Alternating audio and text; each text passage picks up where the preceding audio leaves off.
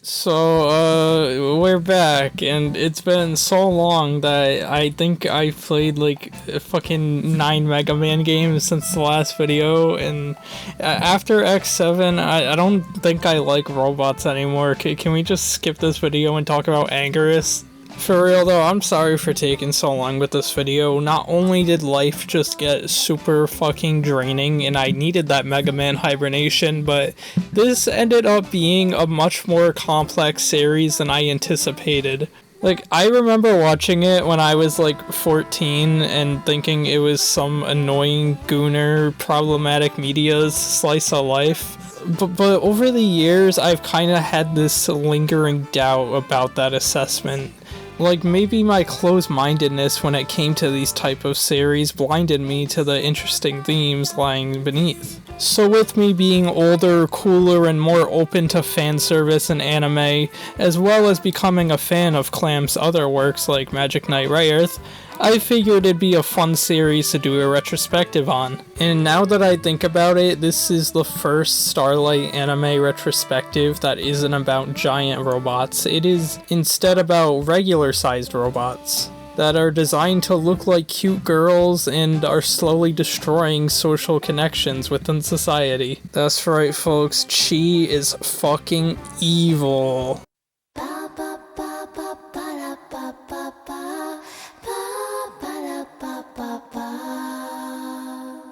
So let's take it to the top. What is a Chobits? Well, the series, not the machine. We'll get to that later. But Chobits was a manga series written in 2001 by the manga artist group known as Clamp, with Chobits being handled by Satsuki Igarashi, Ageha Okawa, Tsubaki Nekoi, and Mokona. Clamp was best known for works such as the aforementioned Rayearth, Cardcaptor Sakura, Angelic Layer, and that fucked up JoJo Yaoi comic where Kakyoin laid the egg.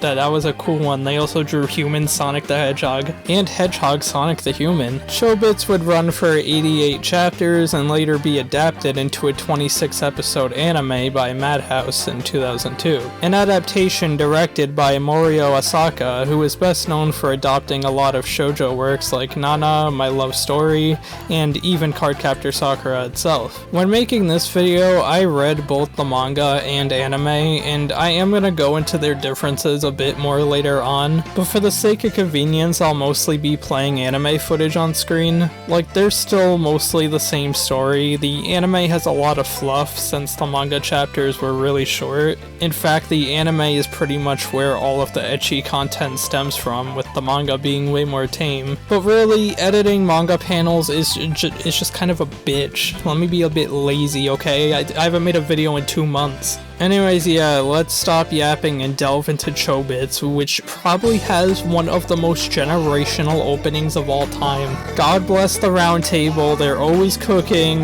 not just Steven Universe theories. Anyone who makes groovin' magic, they deserve a Nobel Peace Prize, I think.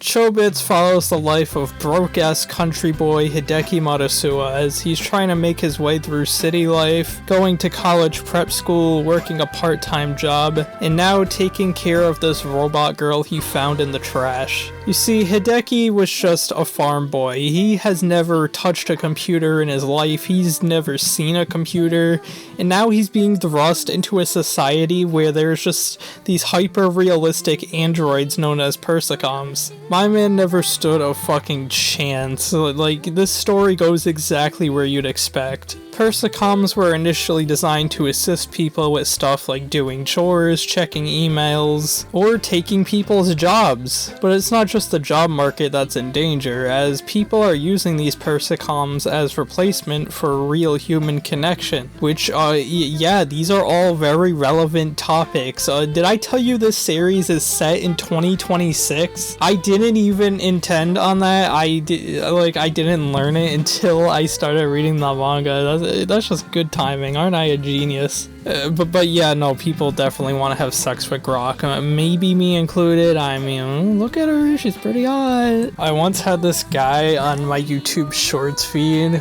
He was just like this really disheveled guy who just like laid on his bed, and like he had the sexy rock AI assistant, and he wasn't even giving any commentary of his own. He was just reading her chat messages, and I can't find him anymore. I hope he's okay. It was really weird. I don't fucking know. Anyways, yeah, Hideki's trying to settle into his new life while finding out what she can do and where she comes from. Which, right now, she can't do much of anything besides saying chi. That's why they call her that. But thankfully he has his best bud and next door neighbor Shinbo, having a tiny mobile persicom of his own named Sumomo. And it's here where we immediately see the disconnect between how ordinary people see persicoms and how Hideki sees them. Cause Chi's switch is located where her pussy would be, and Hideki like freaks out about this. He's like, I have to press there? While Shinbo just like looks under her skirt like he's inspecting under a PC desk and is like, this is a fancy model. Like, Hideki's all freaking out about it, but Shinbo's just like, she's just a computer, man, chill. But what if she's a special computer? Because they can't recognize what model she is. So Shinbo finds an expert named Minoru, who's kind of like the baby genius archetype. You know, he's like a fucking middle schooler. He's got all these hot android girls around him. He's kind of like fucking Billy Billions. Can you tell I've been rewatching Ben 10? My favorite is Diamond Head. Isn't that Diamond Head? Forget Chobits, give me your favorite Ben 10 alien in the comment section below. Anyways, yeah, Minoru confirms that she is a special personalized persicom with a firewall and system so advanced it fries any machine trying to access her. And with them unable to insert any data into her, it's up to Hideki to teach her everything manually, one step at a time. Minoru also mentions how Chi could be a legendary persicom on an internet forum known as Chobits, a machine with its own autonomy and the capability to truly love. But Minoru clarifies this is just a stupid 4chan rumor. Do not fall in love with the robot girl, trust him, he speaks from experience. And that's pretty much how the rest of this series plays out. Hideki goes about his life, Chi learns all sorts of new things, and we meet an assortment of characters who give us a better look at how this world functions and the dangers that have come with implementing persicoms into society. The show's mostly chill and cozy, but it does get your brain going as you question the different facets of this society. There's a lot to unpack with each character, and it's part of why this video has taken so long to make besides general fatigue. So let's just start with one of the more straightforward arcs, Shimizu's. Shimizu is Hideki's prep school teacher who he grows close to, letting her crash at his place for a bit upon learning about her struggling marriage. It turns out her husband got obsessed with their persicom, completely neglecting her to the point where he stopped remembering to leave the door unlocked at night for her. It's like really crushing. There was like no big fallout or anything, he just forgot about her. She explains how she gave up her dreams of being an elementary school teacher just so she could have more time to spend with him, and he threw her out for a robot maid. Like, what the fuck? And then Shinbo comes and he's like, don't worry darling, you can live with me. And now Hideki's best buddy is with the teacher. But you know what, shoutouts to Shinbo, he's such a chill guy that he realizes that she probably wouldn't be comfortable with another persicom, so he gives Sumomo to Hideki, which hey, that gives us a new wacky little persicom to hang out with. God, I love when Sumomo does the wakey exercises. Doesn't matter what he goes through, he sits his ass up and does them. Then there's Yumi, Hideki's coworker, who has a pretty reasonable fear about not only persicoms replacing her job, but also replacing human connection in general. You see, she has the hots for a guy named Ueda, but finding out he used to be married to a persicom makes her feel inadequate by comparison. But as Ueda explains his past to to Hideki, we see that Persicom relationships aren't as glamorous as they seem. You see, he really loved his Persicom, to the point where he was the first one to marry one, albeit unofficially, as it's still not legal, but he really did devote everything to her. However, at the end of the day, she was just a machine that is prone to deteriorating and becoming outdated. Her memory kept failing, slowly forgetting everything, and she was such an old model that fixing or replacing her parts was sort of impossible without doing a full memory reset. He tried to cope for a while and live with it, but it reached a point where she couldn't remember him longer than 5 seconds. Until one day she had a brief moment of clarity where she shoves him out of the way of an incoming truck, completely destroying her body, showing that even if her memories degraded, maybe the feelings were still there. But still, this arc shows us the fragility of a Persicom's life. Makes you question how long a relationship with a piece of hardware that gets new units every year would really last. It's like trying to date your iPhone. Probably the most dystopian character arc comes from the aforementioned Minoru, who creates a Persicom in the image of his dead sister. He just could not cope with it, and he tries uploading as many memories of her as he can, but it's never quite right. There's only so much you can do, and you could see it consume him. But thankfully he gets some freedom, as when we learn there's an organization targeting Chi, she tries to hack into their database and find out about them, but ends up frying a lot of her memories in the process. The memories correlating to his sister. But Minoru finally decides to let go and let her live as herself. It's really good development, and each of these arcs acts as a warning to Hideki as to what could happen if he grows too close to Chi. He could begin neglecting those around him. He could destroy himself trying to replace something that's irreplaceable. In hell, his relationship with Chi might not even last as long as he thinks. Like,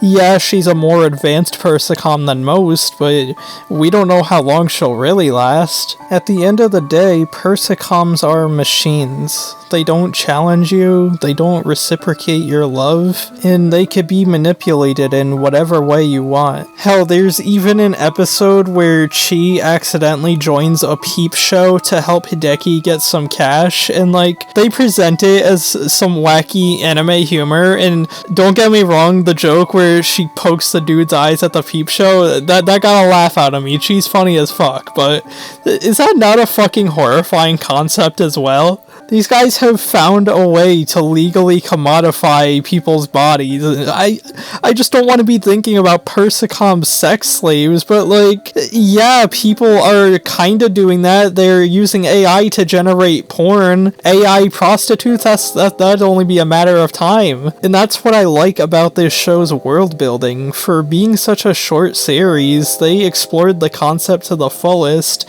and delved into the most uncomfortable of truths. They show how over-reliance on machines can destroy our lives, how it could take away from what makes us human. And so, I thought the end result of Hideki and Chi would be that being around Chi isn't healthy, that under that cute face is something dangerous that Hideki needs to learn to let go of. But Chobits didn't do that. It gave a weirdly nuanced take on the situation, one that I wasn't expecting, and even changed the way I looked at relationships with AI. So let's finally address the elephant of the room of Hideki and Chi. Hideki is a character who will make or break the series for you. Early on, he is kind of a complete loser with zero understanding on how humans should interact. He kind of just like sits out stores monologuing to himself.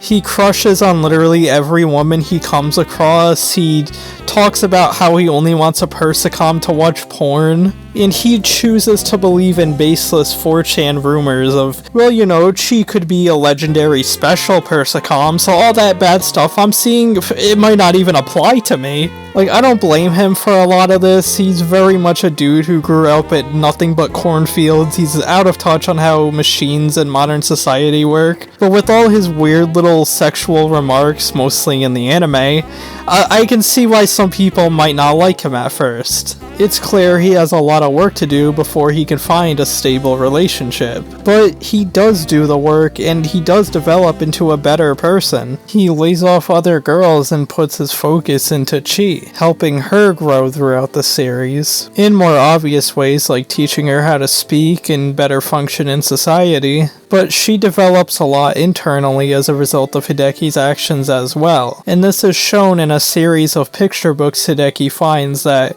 eerily line up with what's going on with him and Chi. These books are called A City with No People, and they're honestly the best scenes in this series. It's when shit just goes full philosophical, and I like the presentation with the night sky and these dumb little bunny creatures. The lead bunny wanders through an empty city as the residents have all become obsessed with staying indoors, alongside entities simply known as them, which is obviously a stand-in for Persicoms. Despite being one of them, the narrator yearns for a person just for them. A person who earnestly loves them for who they are in spite of their limitations. And this is Chi's dilemma. She wants Hideki to love her for her and not for what she could be. To accept the fact that she isn't a human, she can't replace a human, and she doesn't have the capacity to love him in the way a human would. Helping her through these feelings is a fucked up evil Chi who serves as a defense mechanism,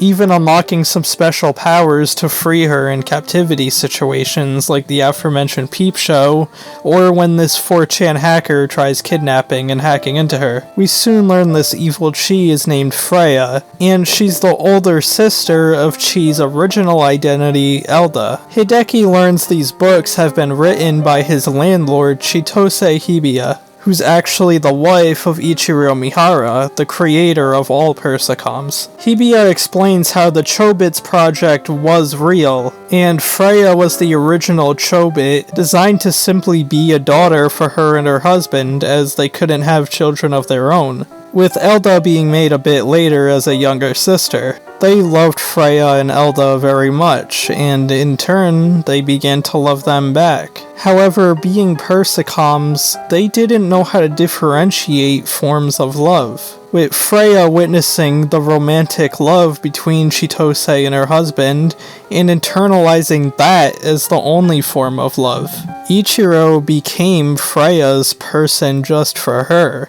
And yeah, this series does have themes of incest, but I think this is a rare instance where instead of being done for fan service, it's treated as the gross thing that it is. Ichiro never reciprocates it. Freya falling in love with him is treated as it should be, a horrible tragedy, something that sends Freya into a depression deep enough to attempt to delete all of her data. However, before she could do so, Elda made sure to download and preserve her data within herself, in the hopes of bringing her back someday. Unfortunately though, Freya's death took a toll on Elda, and with the possibility Elda could succumb to the same fate, she gets reset as well, just so she doesn't have to bear that pain, requesting to be thrown in the dump and forgotten forever, which is where Hideki found her. Listen, can I just say Hibiya was, like, weirdly chill about her daughter being like, yeah, can you just, like, throw my body in the dump? Like, I know that's her request, but that's a pretty fucking insane request. Anyways, even though Elda's data was wiped, Freya still remains, and now just kinda sits there judging Hideki to see if he's truly the person right for Chi, with him being severely conflicted throughout the series.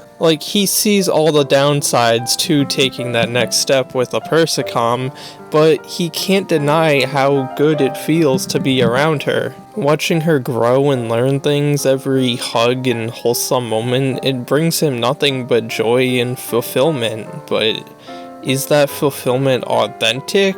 I mean, who's to say? The only one who could truly say is Hideki himself, but Freya isn't gonna let Chi get led on. She wants him to pull the trigger and just give his answer now, one way or the other. You see, since Chi and Freya are the original Persicoms, they have a system that's linked to all Persicoms, and they have the ability to dictate the future of human and Persicom relations.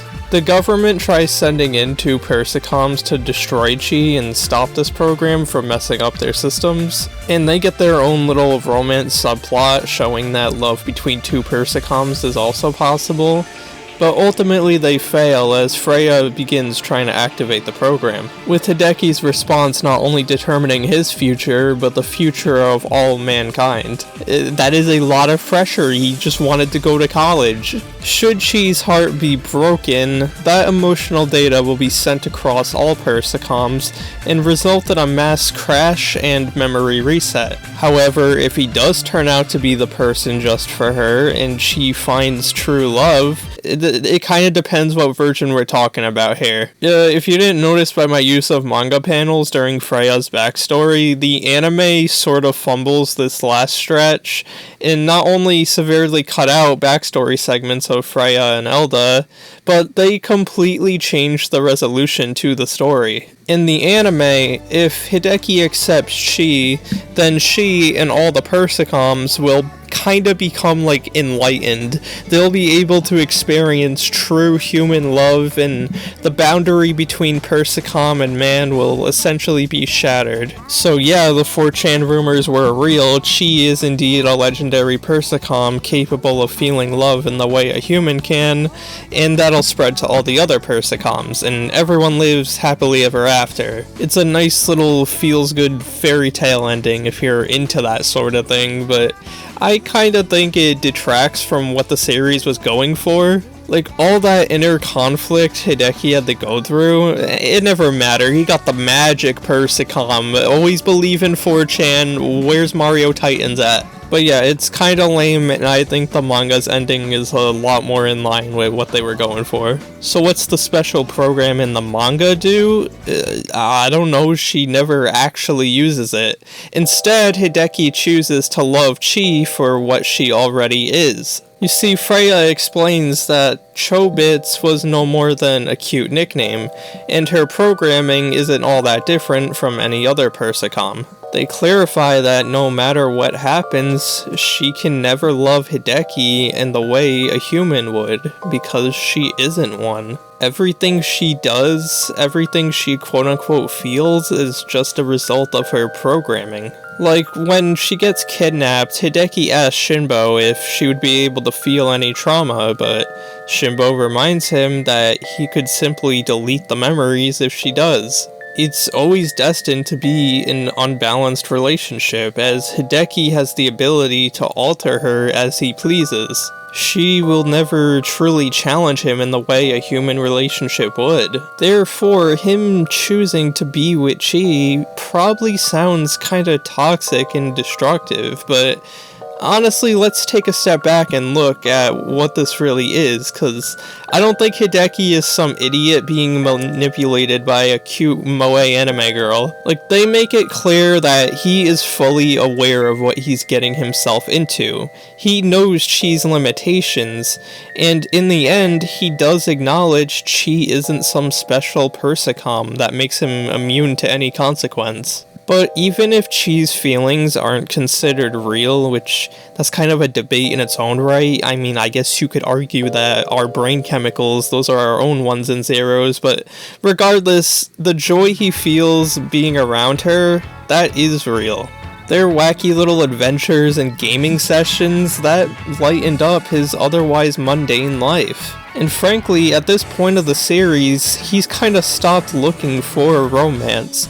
Not because he's trying to cop out and replace it with something easier, but he's learned that there's other ways to gain fulfillment. Having a human girlfriend isn't the be-all end-all to his existence. It's not like he's completely cutting out any human connections. He has plenty of close friends. So as long as he keeps himself in check and makes sure not to blur the line and try and use Chi for something she's not, then is he really doing anything wrong? I mean, it's what she wants after all. It's the person just for me, not the person just for what I could be. And it sort of comes full circle with them mentioning how Chi's switch blocking her vagina is gonna, like, stop them from ever having sex, and that's what Hideki was originally wanting in the first episode of the series. He was talking about, like, watching porn and, like, banging hot girls and stuff, but he can't do that with Chi, and he's fine with that. He really does love her for what she is.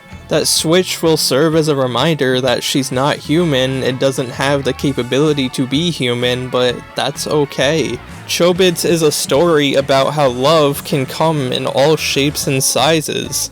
You probably love your partner, your family, your friends, or your pet in very different ways. And if you don't, I don't need to know that. Please go get some help. But yeah, no, love with a human and a persicom is simply a new type of love. I mean, we're able to accept the love for inanimate objects. I fucking love my baby blue Yoshi action figure, so if I'm free to do that, then why the hell can't Hideki love Chi? As long as he's not, like, you know, getting obsessed and, like, being like, fuck off, Shinbo, I gotta try and have sex with my robot girl. She still has a mouth. That's fucked up, I'm sorry. Gee, Starlight, so you're supporting people dating ChatGPT now? Well, that's sort of where the whole Chobits mirrors reality thing kind of falls apart, because, like, firstly, Chi isn't poisoning our water supply and making PS5s cost $900. I think I'd smash Sumomo into a fine paste if that was true. And secondly, more often than not, those communities of people dating AI are mentally unwell people who don't have the same restraint and outlook as Hideki.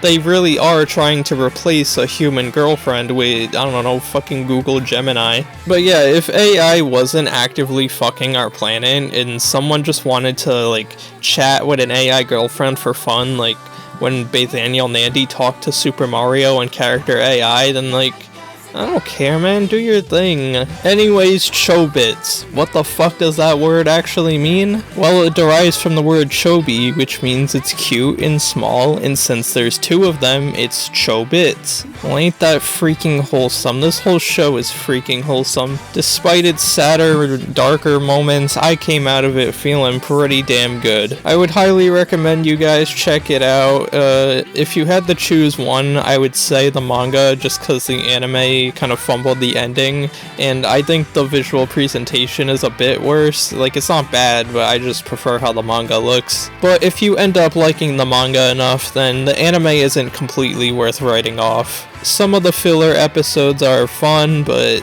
generally, yeah, it is the weaker rendition here. But yeah, it's not a long series at all. The anime is only 24 episodes, while the manga is 88 very short chapters. You could probably get it done in about 2 days or so. So, that's the Chobits video. Bye-bye. Now wait just a fucking second. Aw, shit, I totally forgot.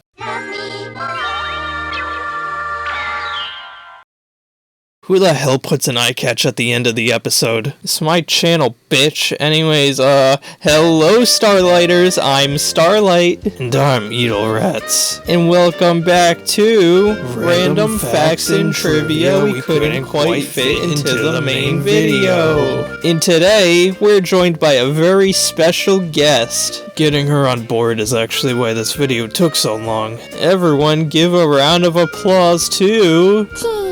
yeah. Anyways, you want to talk about, man, there's really not a lot of Chobits fun facts. Chobits for the Game Boy Advance.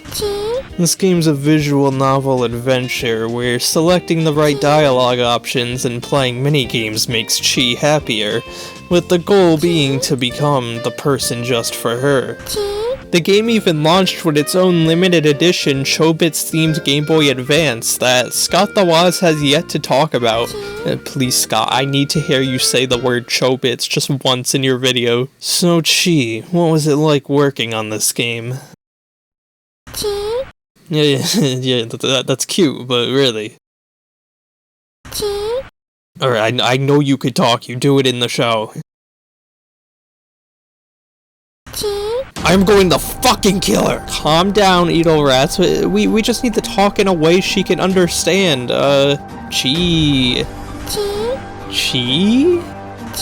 Ma. Huh? Legends of Chima is a 3D Hey, no, we do not mention that fucking slop out here. Fuck Legends of Chima, fuck the Belcher, get her out of here, get her the hell out of here!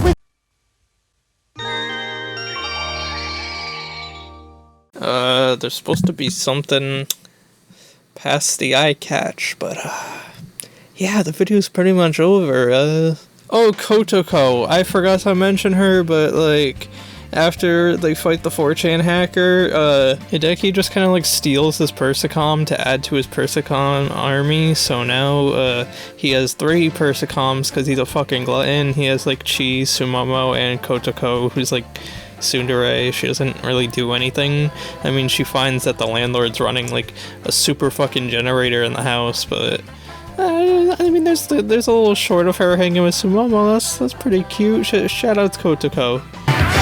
探してるんだずっと探して